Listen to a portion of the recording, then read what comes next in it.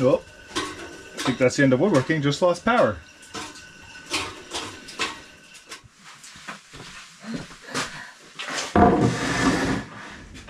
What's up, everybody? I'm Nick and welcome to my shop. Today, I forgot to shoot the intro and just dove right into the project. I'm going to make another plywood platter. Made these before and I just really enjoyed the results. Combines art with a practical piece. So let's get to making and start measuring out my material and getting a plan on how I'm going to glue this all up. It all started when I made a bowl out of plywood. And I enjoyed it so much that I made a platter. And then another one. And I kind of became obsessed and started just doodling platter designs. So after all of that, I settled on this design. So I'm going to make that one.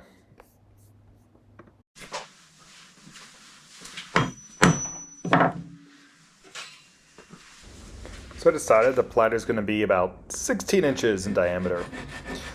The problem is my bandsaw's throat size, throat width, is 14 inches. And this is basically how big of a piece you can cut. So I'm going to cut it how they did it back in the day, by hand.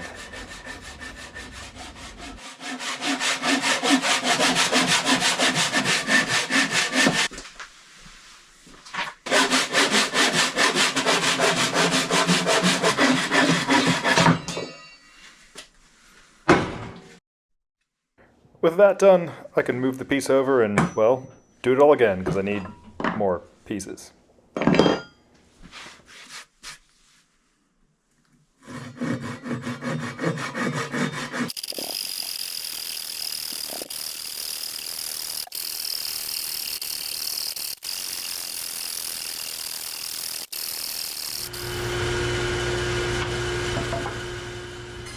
With all that manual sawing out of the way, the pieces are finally small enough to go through the bandsaw. The goal here is to cut it into 1.5 inch wide strips that are about 16 inches in length.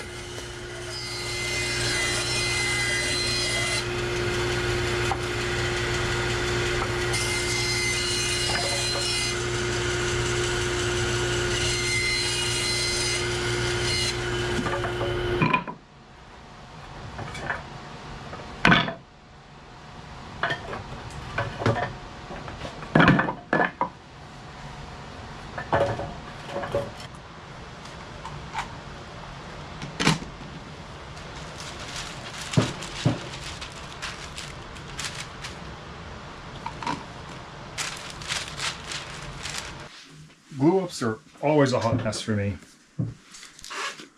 But I have a secret weapon this time. Got myself a cap thing with a roller on it. This thing's advertised to make my life easier.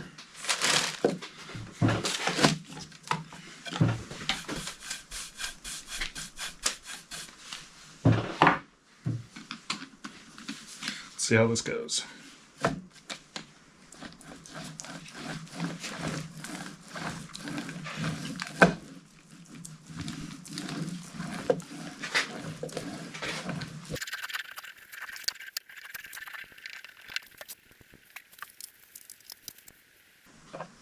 I also got a cute little paintbrush here or a glue brush I should say, to help me here.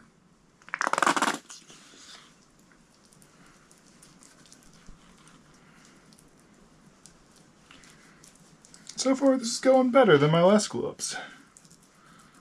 I'm pretty happy with that.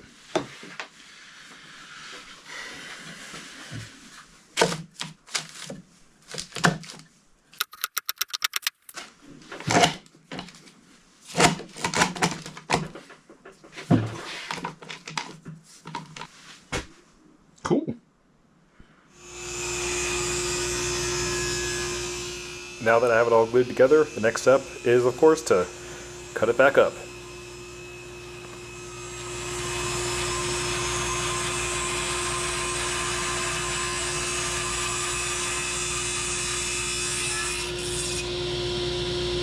To get this thing to slide straight on the track, ended up attaching a screw into the wood here so it'll miss the blade, but attach it to my guide. Another tip is the saw doesn't cut exactly straight, it wanders a little bit.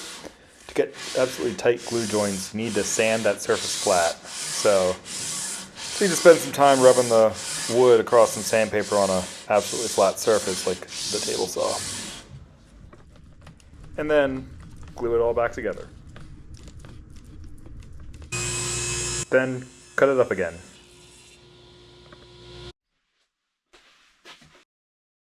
If you're paying attention, you should have just realized that this doesn't match my design at all.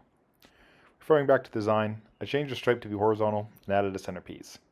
That centerpiece adds strength to the glue joint as it reduces the end grain to end grain glue up. The big issue is I totally forgot to flip the piece when I did the first glue up. So the left side and the right side are not at 45 degrees. I'm just going to say at this point, just ignore the first part of how I decided what it would look like, and let's just go with it.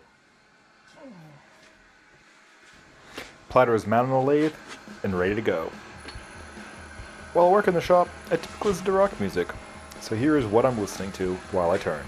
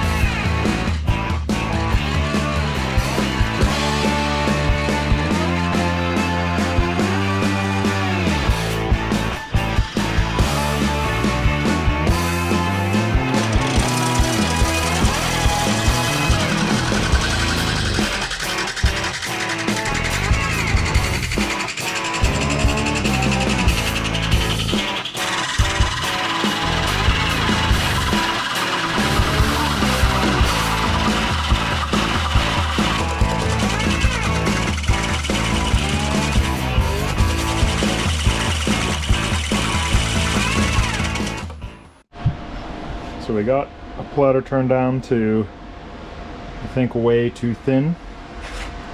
So if I come up, it'll flex. So I'm gonna try finishing and see how it is in the hand. That seems a little too flexible for me.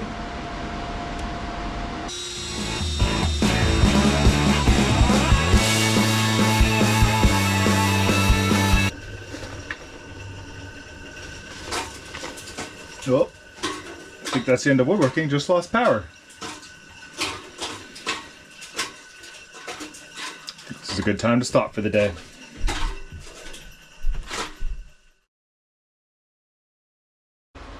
So it's the next day, and all that's left on this platter is some more sanding. You need to finish the bottom, and then just put a finish on the piece.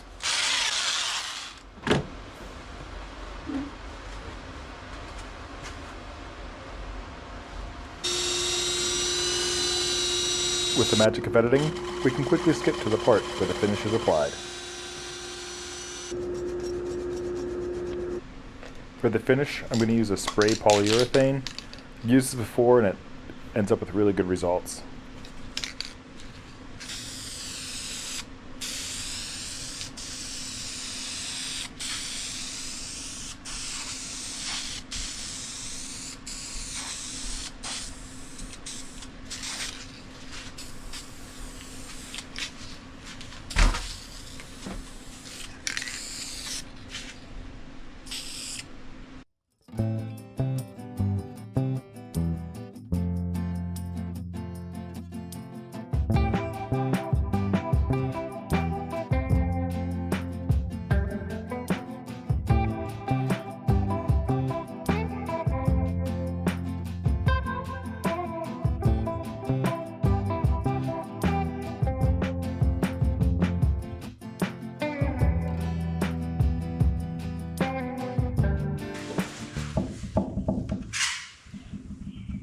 That's not sitting flat anymore.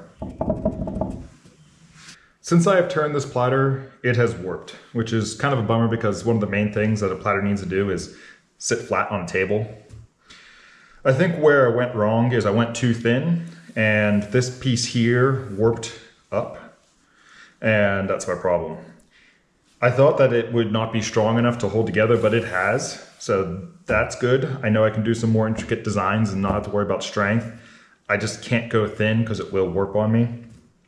But this still turned out super cool. I'm gonna keep this in my personal collection. I love this design. And I'm gonna make more. Like, I love plywood. You saw my sketchbook. There's a whole bunch of ideas just bouncing around in my head. So keep your eyes open for that in the future. And also, in the future, I definitely will refer back to my design more as I glue up to, avoid mistakes. This should have, instead of being straight across like that, this should have been at 45 degrees from that. But whatever, that happens. That's why we have design opportunities or design changes. Anyway, thanks for watching and have fun.